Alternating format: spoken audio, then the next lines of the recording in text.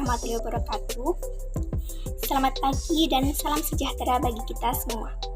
Yang saya hormati, Ibu Rahmawati Mulyaning Tias MPD, selaku dosen pengampu mata kuliah keterampilan berbicara, dan teman-teman yang berbahagia.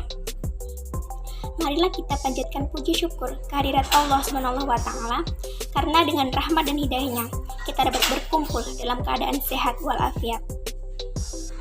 Salawat serta salam tak lupa kita haturkan kepada junjungan kita Nabi besar Muhammad SAW yang telah membawa kita dari zaman jahiliyah menuju zaman yang terang benderang, yakni ad-din Islam.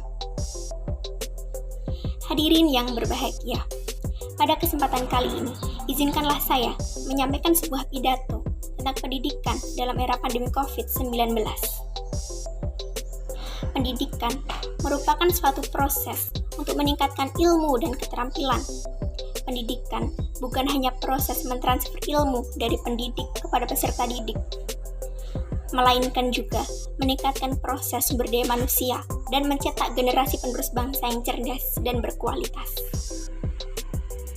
Pendidikan memegang peranan penting dalam kehidupan berbangsa dan bernegara, karena dari sinilah cita-cita dan masa depan suatu bangsa akan diteruskan oleh para generasi mudanya.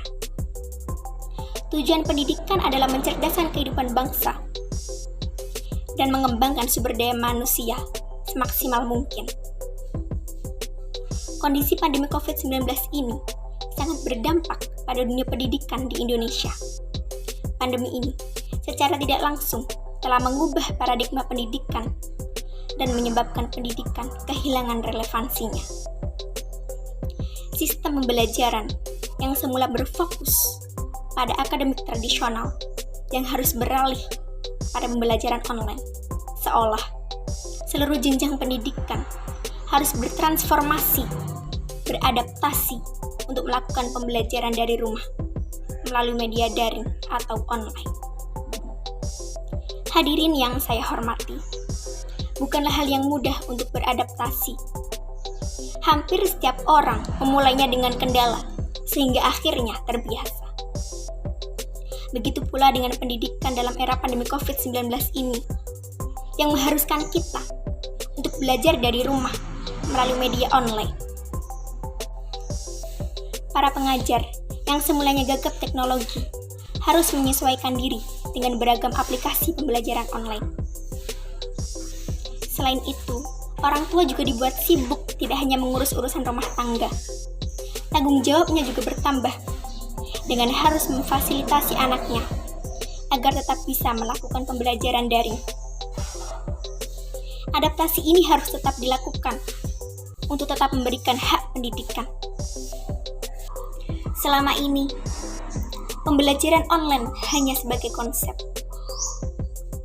sebagai perangkat teknis, belum sebagai cara berpikir dalam paradigma pembelajaran. Padahal, pembelajaran online bukan metode untuk mengubah cara belajar tatap muka melalui aplikasi digital. Bukan pula membebani para peserta didik dengan tugas yang bertumpuk setiap hari. Pembelajaran online harusnya mendorong para peserta didik untuk menjadi kreatif, mengakses sebanyak mungkin sumber pengetahuan, menghasilkan karya, menambah wawasan, dan membentuk siswa menjadi pembelajar sepanjang hari. Dalam sistem pembelajaran online ini, alat komunikasi dan koneksi internet merupakan sarana dan prasarana untuk melakukan proses belajar mengajar. Pada saat ini, kondisi dunia pendidikan di Indonesia memang belum merata. Misalnya, masih terbatas kepemilikan komputer atau laptop. Dan akses internet merupakan masalah utama yang berdampak pada tidak meratanya akses pembelajaran online. Oleh karena itu, pemerataan pendidikan, baik layanan, sarana, ataupun prasarana, tentu harus diperhatikan. Hadirin yang saya hormati, sangat diperlukan peningkatan kualitas sumber daya manusia. Keberhasilan pembangunan suatu negara, salah satu tolak ukurnya adalah keberhasilan pendidikan. Melalui pendidikan, akan melahirkan generasi penerus bangsa yang cerdas intelektual, emosional, terampil, dan mandiri untuk mencapai pembangunan bangsa. Kita sebagai warga negara Indonesia harusnya mendukung dan ikut andil dalam memperlancar proses pendidikan dengan menuangkan ide-ide yang dapat mengatasi kendala mengenai kebijakan pembelajaran online. Di tengah pandemi COVID-19 ini, sistem pendidikan kita harus siap bertransformasi untuk melakukan pembelajaran daring bagi semua siswa atau mahasiswa, semua guru atau dosen. Kita memasuki era baru untuk membangun kreativitas, mengasah skill, meningkatkan kualitas diri dengan perubahan sistem, cara pandang, dan pola interaksi kita terhadap teknologi.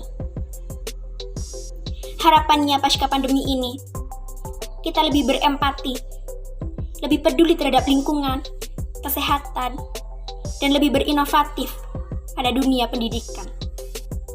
Hadirin yang saya hormati, demikianlah yang bisa saya sampaikan.